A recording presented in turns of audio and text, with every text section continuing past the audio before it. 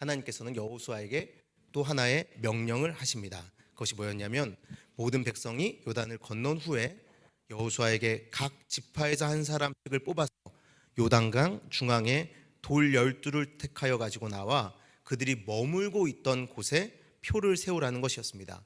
자, 그럼 이 기념비는 누구를 위한 것입니까? 자녀들에게 하나님께서 우리를 이곳에 들여보내셨음을 교육할 수 있는 기회를 주기 위해 그곳에 세워진 것입니다. 그런데 자녀들에게 답해줄 신앙이 정말 그들에게 있을까요? 정말 자녀들에게 엄마 아빠는 이 기념비를 통하여 그 믿음을 여전히 지키고 있고 나는 너희들에게 그 믿음을 가르쳐야 할 의무가 있어 라고 말할 수 있을까요?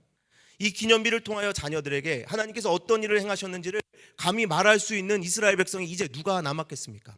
그래서 사사기를 보면 그 이후의 세대는 다른 세대가 됩니다. 다시 그 죄의 모습으로 돌아가 그 이전에 죄의 노예로 사망의 노예로 살던 그 모습으로 돌아가 버리고 말았다는 것입니다. 그럼 기념비가 정말 자녀들만을 위한 것입니까? 아니죠. 자, 그럼 우리의 모습에 대해서 한번 생각해 봐야 합니다. 여러분, 우리에게 자녀들이 또는 누군가 이렇게 물어볼 수 있습니다.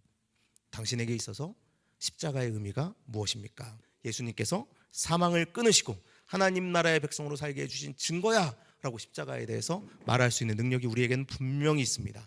자, 그런데 그렇게 말할 때 그럼 자녀들이 뭐라고 말할까요? 에휴, 맨날 무슨 말만 맨날 그렇게 혹시 이렇게 하지 않을까요?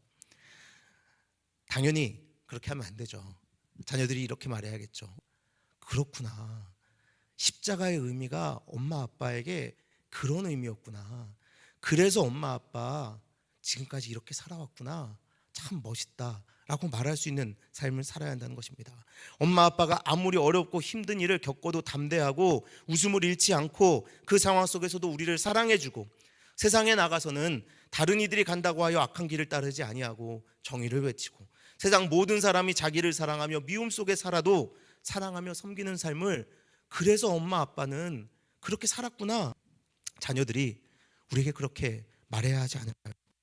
기념비를 세우라 함은 너희가 자녀들이 보는 그곳에서 그렇게 고백한 것처럼 살아가라는 명령이십니다. 그 기념비를 기억하고 자녀들에게 그 기념비에 대해서 설명해 주기 위해서 너희의 인생이 자녀들 앞에서 기념비가 되라 라는 하나님의 명령이라는 것입니다. 그래서 제가 처음에 물어본 거예요. 여러분, 이 기념비는 정말 자녀들만을 위한 것입니까? 아니죠. 그 기념비를 자녀들에게 설명해야 할 우리를 위해 세워져 있는 것입니다.